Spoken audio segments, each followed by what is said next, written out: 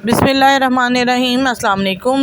ढेरों दुआओं के साथ और माहनामा अबकरी जुलाई शुमारे के साथ हाजिर खिदमत हूँ। आज का टॉपिक है हमारा पुराने ट्रक ड्राइवर के अनोखे मुशाहिदात और तजर्बात।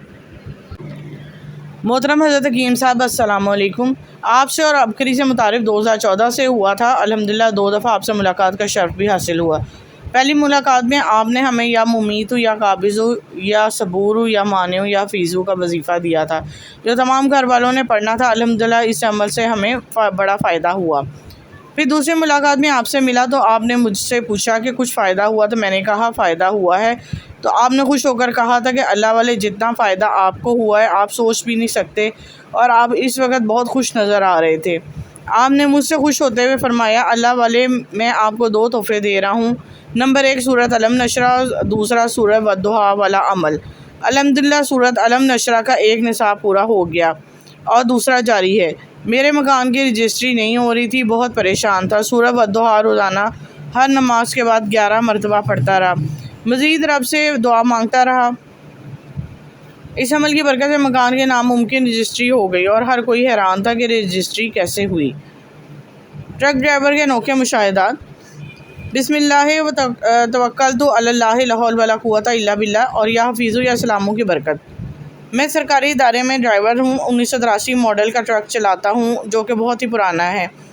एक दफ़ा मैं ड्यूटी पे जा रहा था कि रास्ते में गाड़ी की क्लच कट ख़त्म हो गई और सारी ब्रेक ऑयल निकल गया। मेरे साथ जो दूसरा जवान बैठा हुआ था वो परेशान हो गया, कहने लगा अब क्या करें।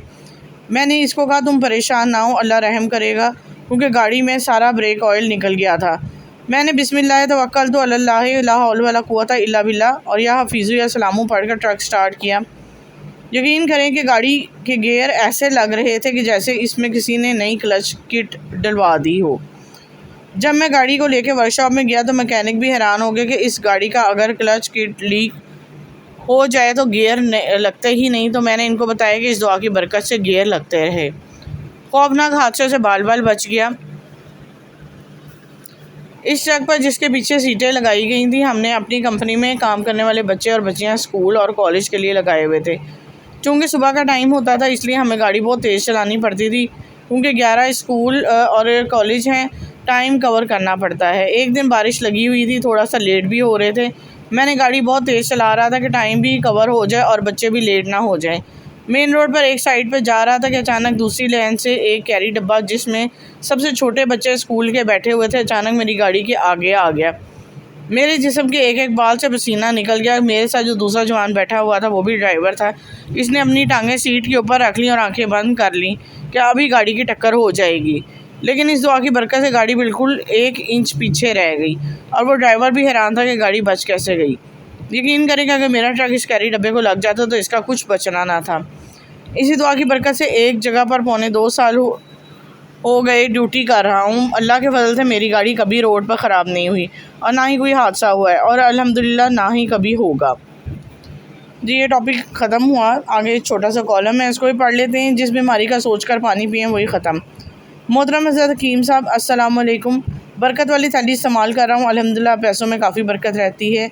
अबकरी साले में आपका बताया हुआ नुस्खा रात को सोते हुए पाँव की सरसों से तेल से रोज़ाना मालिश करके सोता हूँ, जिससे पुरसकून नींद आती है और मेरी सेहत भी काफ़ी बेहतर हो गई है। वज़ू के बाद 3 घूंट पानी मुसलसल पीता हूँ, जिसकी बीमारी का ज़हन में ख्याल रखता हूँ। अल्लाह पाक इसे मुकम्मल शफा दे देता है। एक और कॉलम है, इंसान की शख्सियत। एक बर्तन में पानी है, इसमें कतरा टपका, कतरे ये कतरा अगर बदबूदार है तो इसका मतलब है कि बर्तन का सारा पानी बदबूदार हो गया, और पानी का कतरा पानी के पूरे नीचे ज़ख़ीरे का नुमाइंदा है। पानी का एक कतरा जैसा है समझ लें सारा पानी वैसा ही होगा। यही मामला इंसान के साथ भी। हर इंसान गोया पानी का एक ज़ख़ीरा है। ज़ख़ीरे से बार बार इसकी बूंदें टपकती रहती हैं। इनसे ज़ाहिर होने वाली बूंदों में आप देख सकते हैं कि अंदर का इंसान कैसा होगा। किसी आदमी से आप बात करें और बातचीत के दौरान की ज़ुबान से हल्की बात निकल जाए। किसी आदमी से आप मामला करें, वो मामले में कमज़ोरी दिखाए। किसी आदमी के साथ आप सफ़र पेश आए और सफ़र में आप इसी के साथ इसी तरह बुरा सलूक ज़ाहिर हो तो इस बात का यकीनी सबूत है कि वो आदमी अच्छा नहीं। आदमी एक मुकम्मल मजमुआ है, जिस बर्तन का पानी एक मुकम्मल मजमुआ होता है। किसी आदमी से एक कमज़ोरी ज़ाहिर हो तो इसकी शख्सियत के इनफरादी इस्तिस्नाई वाक़या ना होगा, बल्कि वो इसकी पूरी शख्सियत का इजहार होगा। वो एक अक्स होगा जिसमें इसकी पूरी शख्सियत झलक रही होगी। कोई आदमी किसी मामले में कमज़ोर साबित हो तो समझ लें वो हर मामले में कमज़ोर है। आदमी एक मामले में नाकाबिल एतमाद साबित होने के बाद हर मामले में अपने आप को नाकाबिल एतमाद साबित कर देता है। इस कुलिये में सिर्फ़ एक इस्तिस्ना है कि वो इंसान का है कि वो अपना मुहासबा करता है, जिसके अंदर एहतसाब की सलाहियत ज़िंदा हो, जो बार बार अपने अंदर झांक कर देखता हो इसने क्या सही और क्या गलत किया, इसकी ज़ुबान किस मौके पर इंसाफ की बात बोली और किस मौके पर वो इंसाफ से हट गया। एक शख्स तजर्बे में गलत साबित हुआ, इसके बाद अपनी गलती का एहसास हुआ तो आपसे माफ़ी मांग ले तो समझ लें वो सही है। वो गलती करके इसकी तस्हीह करना जानता है, मगर जिसके अंदर ये हाल हो कि कौल या फ़ेल की गलती सादिर हो और इसके बाद इसका ज़मीर भी इसे ना तड़पाए, इसके अंदर एहतसाब की कैफियत ना जागेगी, इसकी ज़ुबान माफ़ी मांगने के लिए ना खुलेगी। ऐसे इंसान बिल्कुल बेकीमत इंसान है, वो काबिल नहीं कि इस पर किसी भी मामले में भरोसा किया जाए। नेक्स्ट पेज के नेक्स्ट टॉपिक की तरफ आते हैं। 35 साल की उम्र में जानलेवा बीमारी ने जकड़ लिया। मोहतरम हज़रत हकीम साहब अस्सलाम वालेकुम। अबकरी से जुड़े 3 साल हो गए। आपका रिसाला बहुत शौक़ से पढ़ती हूँ। इसमें दिए के वज़ाइफ़ टोटके भी आजमाती हूँ, बहुत ज़्यादा फ़ायदा होता है। मेरे घर काम करने वाली जिसकी उम्र तकरीबन 35 के करीब है 2 दिन काम पर नहीं आई, तो तीसरे दिन आई तो मैंने वजह पूछी तो कहने लगी बाजी मेरी छाती में बहुत ज़्यादा दर्द है, इसलिए मैं 2 दिन से नहीं आई। मैंने इसको कहा कि तुमने अपनी रिपोर्ट्स करवाई। इसने कहा मोहल्ले के एक डॉक्टर ने बस दवाई ले ली है। मैं इसके बाद मैं जानने वाले एक लेडी डॉक्टर के पास ले गई, इसने चेकअप किया तो मुझे खदशा था कि इसको छाती का कैंसर लाहक है, जिस पर वो बहुत ही ज़्यादा परेशान हो गया, रोने लगी। मैंने इसको तसल्ली दी, रिपोर्ट्स करवाई, वाकई छाती के कैंसर का आगाज़ था। मैंने इसको समझाया इसका इलाज ना हुआ तो मामला मज़ीद ख़राब होंगे, तुम पैसों की फ़िक्र मत करो, तुम्हारा तमाम ख़र्चा मैं उठाऊँगी। फिर इसका इलाज शुरू हो गया। मैंने इसको अंग्रेज़ी अद्वियात के साथ साथ अबकरी दवाखाना की अद्वियात, खून शफा, ठंडी मुराद, नौरतन शफा, देसी एंटीबायोटिक शफा, काली कड़वी शफा, मरम खून लगाने के लिए इस्तेमाल के लिए दी।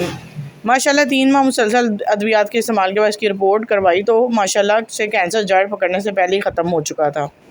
रिपोर्ट देखने के बाद इसकी आंखों में आंसू और मेरे लिए दिल से दुआएं निकल रही थी कि बाजी आपका शुक्रिया, ये मेरे बच्चे आपको दुआएं देंगे। और इसकी दुआएं सुनकर अबकरी को दुआएं दे रहे थे।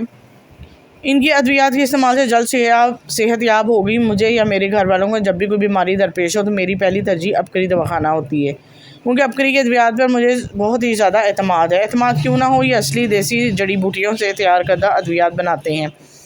अल्लाह पाक आपको और आपकी नस्लों को हमेशा खुशो खुर्रम रखें, आमीन। यहाँ एक छोटा सा नोट अबकरी वालों की तरफ से, अगर आपके किसी अजीज़ या जानने वाले को छाती का कैंसर हो तो आप डॉक्टरी इलाज करवा रहे हैं तो इसके साथ अबकरी की अद्वियात, खून शफा, ठंडी मुराद, नौरतन शफा, देसी एंटीबायोटिक शफा और काली कड़वी शफा, मरम सून लगाने के लिए भी इस्तेमाल करवाएं। बेशुमार ने शफा पाई, आप भी इस्तेमाल लें।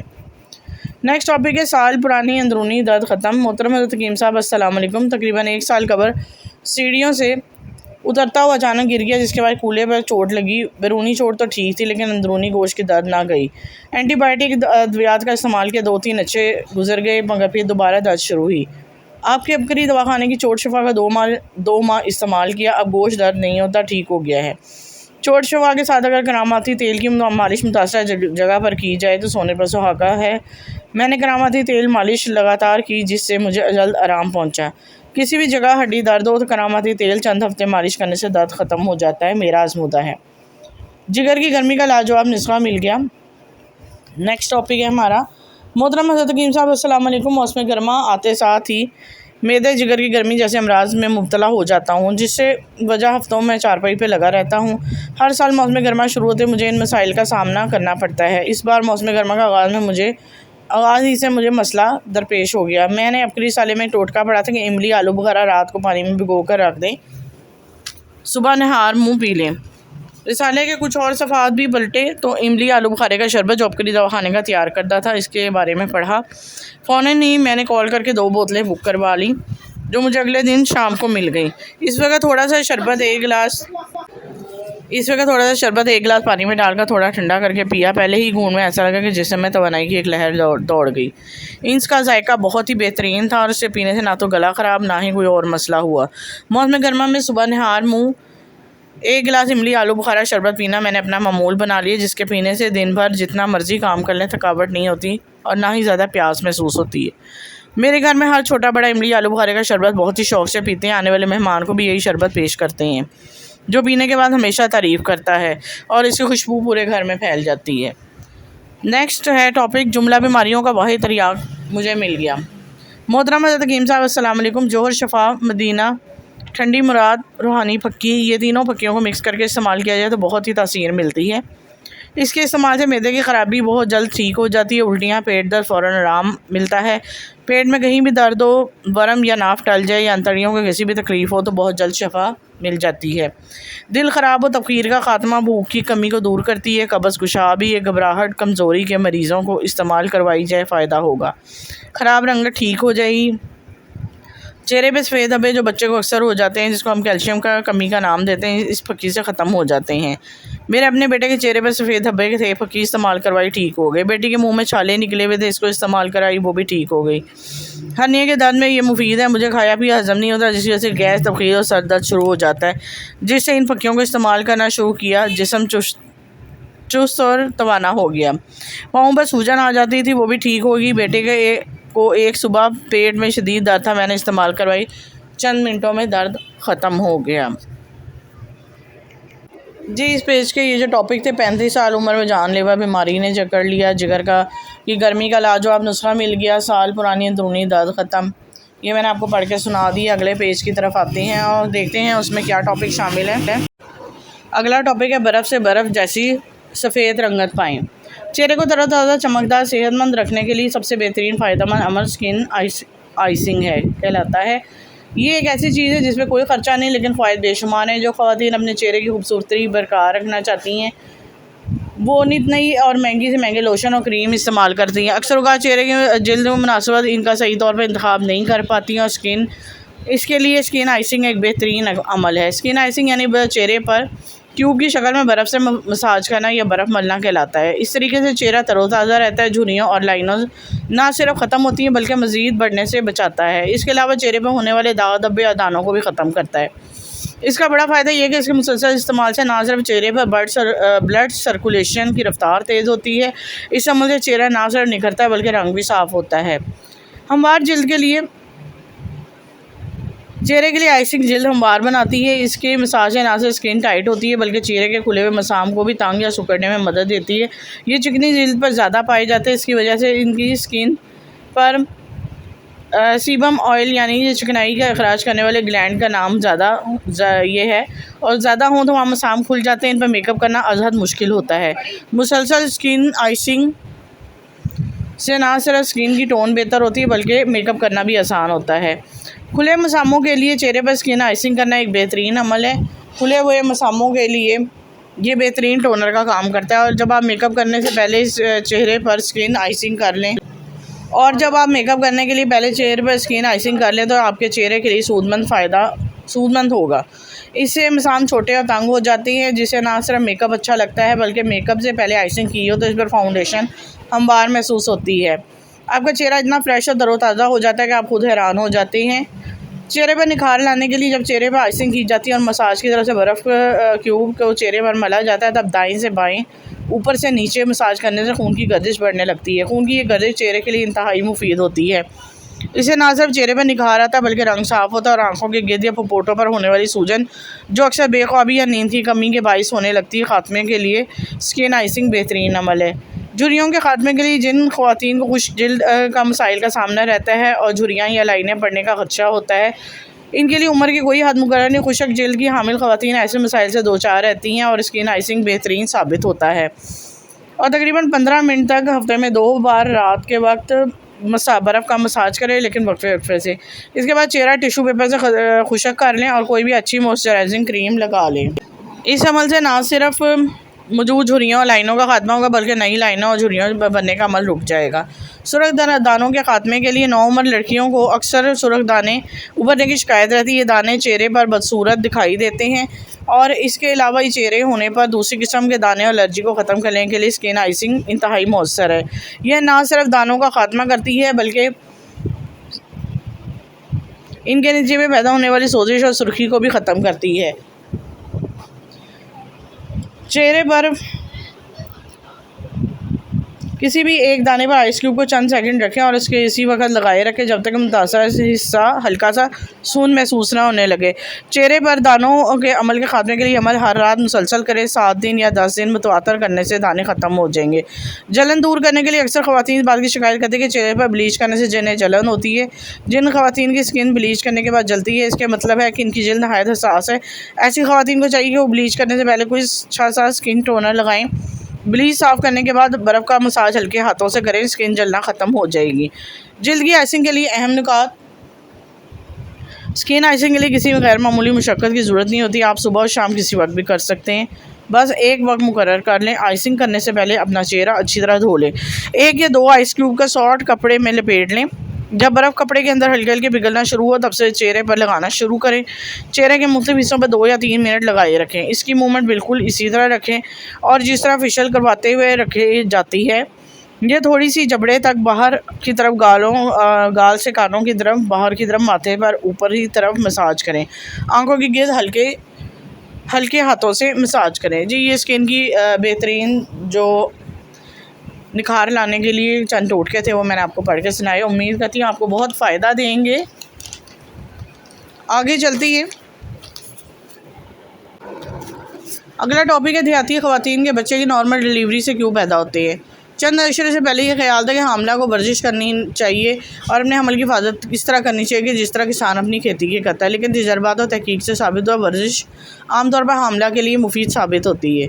सदियों का मुशाहिदा कि मेहनत मजदूरी करने वाली ख़वातीन के यहाँ कुछ नॉर्मल और सेहतमंद बच्चे बड़ी सहूलत से पैदा हो जाते हैं। ये बात तस्लीम कर ली गई है कि हमल की हिफाजत और बच्चे और माँ की सेहत के दौरान हमल वर्जिश मुफीद साबित होती है। कदीम वर्जिशी तरीके योगा में भी बाद वर्षें हामला ख़वातीन के लिए तजवीज़ की गई हैं। अब हमल और अमराज की ख़वातीन को अमरीकी कॉलेज में भी इसकी सिफारिश करता है। अब वहाँ पर भी मौलजीन हामला ख़वातीन को दौरान हमल जिस्मानी तौर पर सरगर्म और फ़ाल रखने का मशवरा देते हैं, क्योंकि इससे हमला में तवानाई बढ़ती है। इससे वो हमल की शिकायत मसलन पेट के दर्द, दवाली वरीदों, वेरिकूज़ यानी रगों के फूलने की शिकायत से महफूज रहती हैं। इनका जिस्म बेढब और बेडोल होने से महफूज रहता है। इसका एक अहम फ़ायदा यह है कि वर्जिश करते रहने से ज़च्ची आसान होती है। इसका सबूत खुद हमारी देही और शहरी ख़वातीन में मिलता है। खेतों खलियानों में काम करने वाली और जंगल कोसार में सरगर्म ख़वातीन के यहाँ बच्चे हंसते खेलते और बड़ी आसानी से जन्म लेते हैं, जबकि शहर की आराम पसंद ख़वातीन को कमज़ोर तो होती हैं कि ज़च्चियाँ बिलमूम मुश्किल और बहुत महंगी साबित होती हैं। शहरों में जो ख़वातीन घर के मामूल के काम करने में सुबह और शाम नहलती हैं, वो ज़च्ची की पेचीदगियों से महफूज रहती हैं। दौरान हमल के घर के काम या वर्जिश यूँ घर के काम करने और झाड़ू लगाने, पोंछा लगाने या वर्जिश करने से जिस्म में हमल के तकाज़ों और ज़च्ची के मसाइल और मुश्किलात का सामना करने की सलाहियत पैदा होती है। इसके अलावा ज़च्ची के बाद जिस्म के उज़लात तेज़ी से अपनी असली हालत में लौट आते हैं। चुनांचे अब हमला ख़वातीन को ऐसी वर्जिश करने का मशवरा दिया जाता है जिससे ऑक्सीजन खून मिले और खून में जज़ब होती जाए, और ये वर्जिशें एरोबिक कहलाती हैं। घर के काम करने और वर्जिशों का ये फ़ायदा भी है कि इनसे उज़लात मजबूत होते हैं, जिस्म के जोड़ लचकदार रहते हैं। ऑक्सीजन के ज़्यादा जज़ब होने से इनकी क़ुव्वत बर्दाश्त बढ़ने लगती है। उज़लात की मजबूती से वो हमल के बढ़ते हुए वज़न को आसानी से संभालने के काबिल होती जाती हैं। घर में झाड़ू देने, पोंछा लगाने, कपड़े धोने से खासतौर पर पेट, पीड़ू और कूल्हे के पट्टे मजबूत होते हैं। इस तरह हामला अपना जिस्म तवाज़ुन ज़्यादा बेहतर अंदाज में बरकरार रख सकती है। जो हामला घर का काम नहीं करती, इसके लिए कौन सी वर्जिश है? वो तमाम वर्जिशें जिनसे जिस्म मजबूत लचकदार हो जाए की जा सकती है, लेकिन बहुत सब किस्म की वर्जिशें मुनासिब नहीं होती। वज़न उठाने वाली वर्जिशें नहीं करनी चाहिए। इस तरह जिन वर्जिशों के दौरान ज़ख्मी होने का एहतमाल हो, इनसे बचना चाहिए। बहुत ज़्यादा उछल कूद वाली और ऐसी वर्जिशें जिनको जिस्म ज़्यादा मुड़ने की चाहिए,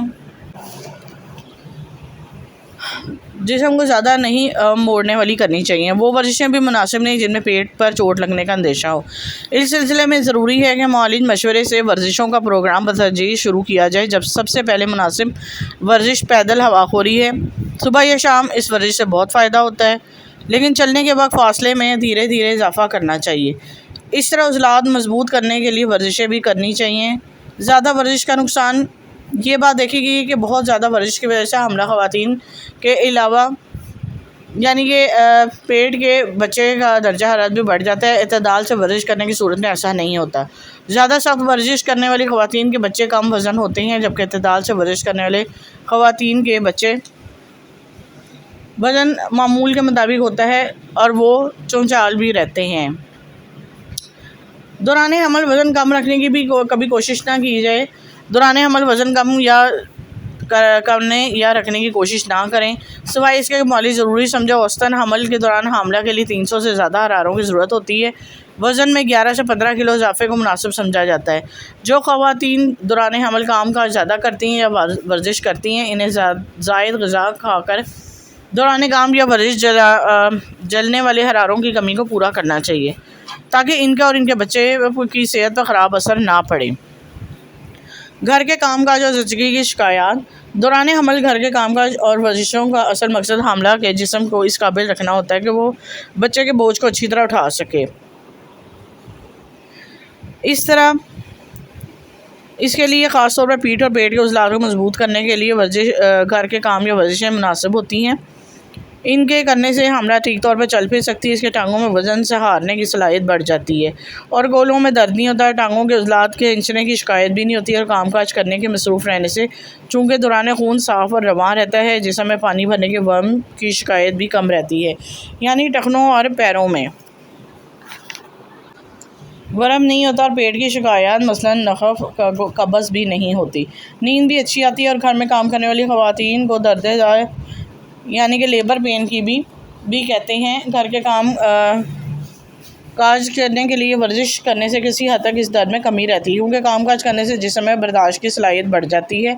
अगर दौरान हमल पेट और रानों को मजबूत करने की वर्जिश की जाए तो ज़चगी में आसानी होती है। जो मुताले इस सिलसिले में हुए हैं, इनसे यही साबित है कि घर में कामकाज करने वाली हामला ख़वातीन को अस्पताल में कम वक्त गुजरा है और इनकी सेहत याबी की रफ्तार दूसरों से ज़्यादा रही है। ज़चगी के बाद जिस्म के हार्मोन निज़ाम मामूल पर आने से 6 से 8 हफ़्ते लगते हैं। इसके साथ मामूल या नॉर्मल ज़चगी इस अरसे के बाद वर्जिशों का सिलसिला दोबारा शुरू किया जा सकता है, ताहम ये ज़रूरी नहीं कि इस अरसे में वर्जिशें शुरू कर दी जाए। इस दौरान महज पट्ठे फैलाने वाली वर्जिशों का करना काफ़ी है, बशर्ते कि बच्चे को इनसे तकलीफ़ और ज़हमत ना हो। इन वर्जिशों को भी सहूलत और आराम के पेश नज़र रखना चाहिए। दौरान हमल घर के काम करने का एक अहम फ़ायदा कामकाज के एक अहम फ़ायदा यह भी कि ऐसी ख़वातीन को आमतौर पर ऑपरेशन की ज़रूरत पेश नहीं आती है। इनके कायद से साबित होता है कि घर के कामकाज की ख़वातीन के अलावा आम हालात के दौरान हमल और ज़चगी भी मुफीद साबित होती है। दौरान हमल ज़चगी इन्हें मौलिज से मशवरा ज़रूर करना चाहिए, एहतियात का दामन थामे रहना चाहिए। दुकान पर लगी बंदिश का ख़ात्मा हो गया। मोहतरम हज़रत हकीम साहब अस्सलाम वालेकुम। मैं अपने मोहल्ले में एक छोटा सा जनरल स्टोर बनाया। पहले तो ठीक चल रहा था, लेकिन 1 माह के अंदर अंदर ज़वाल पज़ीर होना शुरू हो गया, जिसको लेकर मैं बहुत ही ज़्यादा परेशान था, क्योंकि मैंने अपनी तमाम जमा पूंजी इन्वेस्ट कर दी थी। अगर ये ना चल सका तो मैं मुकम्मल तौर पर माशी लिहाज से ख़त्म हो जाता। मुझे किसी ने आस्थाना मन्नत मुराद की राह दिखाई, जो कि लाहौर शेखुपुरा रोड पर स्टाफ किला सतारशाह पर वाक़ है। जाते इसमें आज़म का हाजती बोर्ड का अमल किया। इसके बाद असहाबे कहफ के साथ बंदिश तोड़ तिलिस्म का अमल किया, जिससे मुझे कंधों पर एक बोझ मुसलसल महसूस होता था। इसका ख़ात्मा हुआ। दुकान की खैर बरकत बंदिश के ख़ात्मे के लिए मैंने जादू तोड़ तिलिस्माती टूटी मिट्टी का कूज़ा ले गया। चारों टूटियाँ मिट्टी का कूज़ा मैंने दुकान के चारों कोनों में दफन कर दी। फिर कमाल 1 हफ़्ते के अंदर ही अपनी आंखों से देखा। माशाल्लाह अब दुकान इतनी चलती है कि लोग दूसरे मोहल्लों से आकर मुझसे सामान लेकर जाते हैं। जी, ये इस पेज के जितने सारे टॉपिक थे मैंने आपको पढ़ के सुनाए हैं। आगे चलते हैं हमने नेक्स्ट पेज की तरफ। शब अरूसी का वजीफ़ा हमेशा के लिए अज़वाजी तलखियाँ ख़त्म। या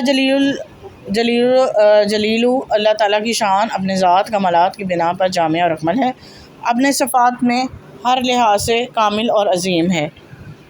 इसमें जमाल और जलाल की खूबियाँ बेक वक्त मौजूद हैं, इसलिए इसे जलील कहा जाता है। अल्लाह अपनी सिफ़ात जलाल को बिना पर मखलूक के अफ़ाल को सीधे रास्ते पर कायम रखता है। किसी मखलूक और इसके हुज़ूर दम मारने की ज़रूरत नहीं करता। अगर कोई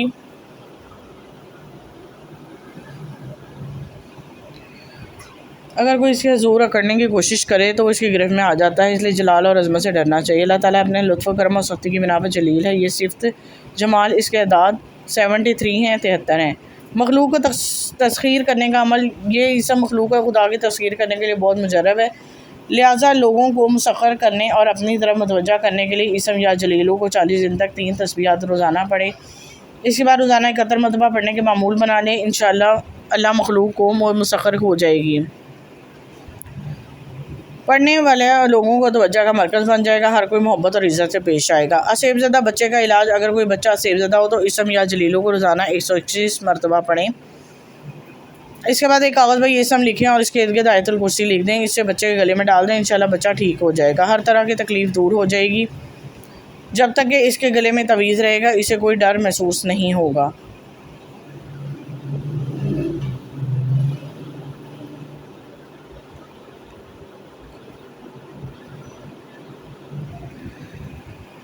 शब अरूसी का वजीफ़ा, शादी होने के बाद अपनी बीवी से खलवत करने से पहले 2 रकात नफल शुक्राना पढ़ें। इसके बाद इसम या जलीलो 111 मरतबा पढ़ें। जो चीज़ दुल्हन को खिलाएं इस पर फूंक लगा कर इसे खिला दें, इंशाअल्लाह मियाँ बीवी की ज़िंदगी खलूस और मोहब्बत से गुजरेगी। अज़वाजी तलखियों से बचे रहेंगे। ऐसे करने से मियाँ बीवी के अखलाक में सालिहत पैदा होगी, हर मकसद पूरा हो। अगर कोई शख्स इसम या जलीलू को एक तस्बीह रोज़ाना 40 दिन पढ़े और जो मकसद दिल में रखे इंशाअल्लाह पूरा होगा। कोई ज़रूरी हाजत पूरी ना हो तो इंशाअल्लाह पूरी होगी। इसी तादाद में पढ़ने से बुराइयों से निजात मिलती है। सदावी अमराज की शफ़ा, ये इसम सदावी अमराज की शफ़ा के लिए बेहतर बहुत मौसर है। हुक्मा और डॉक्टर साहिबान को सदावी अमराज का इलाज करते वक्त चाहिए कि वो मरीज़ों को या इसमें जलीलू पढ़ने की तलकीन फरमाएँ और जो मरीज़ से कसरत से पढ़ेगा वो इंशाअल्लाह शफ़ा पाएगा। अंगश्तरी या जलीलू कंधा करवाना, अंगश्तरी या इसम कंधा पर इस इसम को गद्दा करवा के पहनना बहुत फ़ाइल का हामिल है। ऐसी अंगूठी पहनने से लोगों में अज़मत कायम होती है, ज़ालिमों के जुल्म से हिफाजत रहती है। जिस हाकिम के सामने जाओ वही इज़्ज़त करे और सफ़र में जाओ हमेशा अल्लाह की निगरानी में रहोगे। हर एक शख्स के दिल पर आपकी जलालत और रौब का कायम रहेगा। या जलीलू का वजीफ़ा, जो शख्स ये चाहता है कि इसको दोनों जहान की मुरादें मिलें, हर जायज़ काम होता रहे, ज़रूरत के मुताबिक दौलत हासिल रहे, लिहाजा इन अमूर के पेश नज़र जो शख्स 40 दिन तक इस वजीफ़े की 3 तस्बीहात अव्वल आखिर 7 मरतबा दुरूद शरीफ के साथ पढ़ेगा, इंशाअल्लाह इसकी दिली मुरादें पूरी होंगी। इसके अलावा इसको पढ़ने से हमेशा बाइज़्ज़त रहेगा, हर दोस्त और दुश्मन पर गालिब रहेगा। वजीफ़ा ये है, ये लिखी हुई आयत आप पढ़ सकते हैं स्क्रीन पर। अगले इस पेज के नेक्स्ट टॉपिक की तरफ आते हैं। कत्ल होने को तैयार बैठा था कि अचानक सब कुछ बदल गया। तफसीर इब्ने कसीर है कि एक साहब फरमाते हैं कि मैं खच्चर पर लोगों को दमिश्क से ज़ब्दानी लेकर जाया करता था, इसके किराए पर मेरी गुजर बसर थी। एक मरतबा एक शख्स ने खच्चर किराए पर लिया, वहाँ से सवार होकर ले चला। एक जगह 2 रास्ते थे, जब वहाँ पहुँचा तो इसने कहा इसी राह ले चलो। मैंने कहा मैं इस राह से ना वाकिफ़ हूँ, सीधी राह तो यही है। इसने कहा नहीं, मैं पूरी तरह वाकिफ़ हूँ, ये बहुत नज़दीक का रास्ता है। इसके बाद कहने से इसी राह पे चल पड़ा। थोड़ी देर बाद मैंने देखा कि हम यका बियाबान में आ गए जहाँ कोई रास्ता नज़र नहीं आता। नहाय ख़तरनाक जंगल है, हर तरफ लाशें पड़ी हुई हैं। मैं सहम गया। वो मुझसे कहने लगा ज़रा लगाम थाम लो, मुझे यहाँ उतरना है। मैंने लगाम थामी तो उतरा और अपने कपड़े ठीक करके छुरी निकाल कर मुझ पर हमला किया। मैं वहाँ से सरपट भागा, लेकिन इसने मेरा ताक़ुब किया और मुझे पकड़ लिया। मैं इसकी मन्नत से मदद की, लेकिन इसने ख्याल न किया। मैंने कहा अच्छा ये खच्चर और सामान ले लो, मेरे पास जो है वो सारा कुछ ले लो, मुझे छोड़ दो। इसने कहा ये तो मेरा हो ही चुका, लेकिन मैं तुझे ज़िंदा नहीं छोड़ना चाहता। मैंने इस अल्लाह का खौफ दिलाया, आखिरत का अजाब का जिक्र किया, लेकिन इस चीज़ पर किसी चीज़ का असर ना हुआ। वो मेरे कत्ल पर तुला रहा। अब मायूस हो गया और मरने के लिए तैयार हो गया। इससे बामिन्नत इल्तिजा की, आप मुझे 2 रकात नमाज अदा करने दें। इसने कहा अच्छा जल्दी नमाज़ पढ़ ले। मैंने नमाज़ शुरू की, लेकिन अल्लाह की कसम मेरी ज़ुबान से कुरान मजीद का एक हरफ भी नहीं निकलता था। यूं ही हाथ बांधे दहशत ज़दा खड़ा रहा और वो जल्दी मचा रहा था कि इसी वक्त इत्तेफाक से ये आयत मेरी ज़ुबान पर आ गई। यह आयत आप स्क्रीन पर पढ़ सकते हैं, इसका तर्जुमा मैं पढ़ देती हूँ। अल्लाह ही है जो बेकरारी की वक्त दुआ सुनता है और कबूल फरमा देता है और बेबसी, बेकस, सख्ती और मुसीबत को दूर कर देता है। बस इस आयत का ज़ुबान से जारी होना था कि मैंने देखा बीचों बीच जंगल में से एक घोड़सवार तेज़ी से अपना घोड़ा भगाए नेज़ा ताने हमारी तरफ चला आ रहा है। बगैर कुछ कहे डाकू के पेट में इसने अपना नेज़ा घुसेड़ दिया, जो इसके जिगर के आर पार हो गया। वो इसी वक्त बेजान होकर गिर पड़ा। सवार ने बाग मोड़ी और जाना चाहा, लेकिन मैं इसे कदमों से लिपट गया। कहने लगा अल्लाह के लिए ये बतलाओ कि तुम कौन हो। इसने कहा मैं उसका भेजा हुआ हूँ जो मजबूर और बेकसों और बेबसों की दुआ कबूल फरमाता है, मुसीबत और आफत को टाल देता है। मैंने अल्लाह का शुक्र अदा किया और वहाँ से अपना खच्चर माल लेकर सही सालम वापस लौटा। हवाला नंबर लिखा हुआ है तफसीर इब्ने कसीर जिल्द नंबर 4 है।